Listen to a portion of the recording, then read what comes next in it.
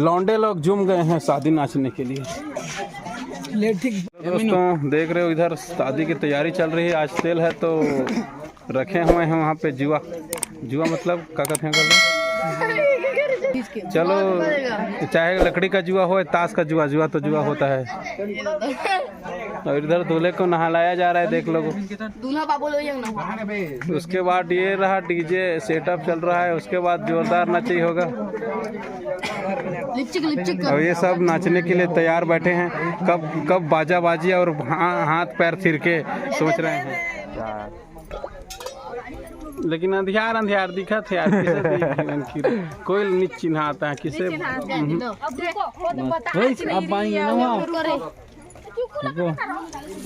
देखेगा जड़ा इसका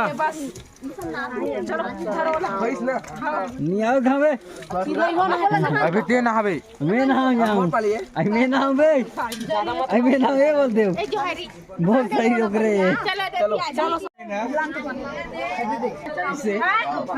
चलो अब चलते हैं, तेल पेरते हैं।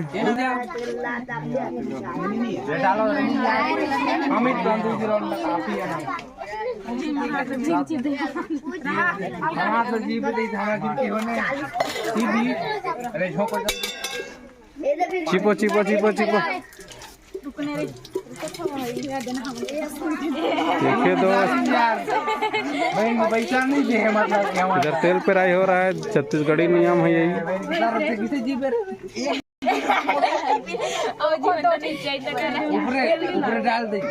उसके बाद इस लकड़ी को ऊपर रख दिया जाता है मड़वा के ऊपर।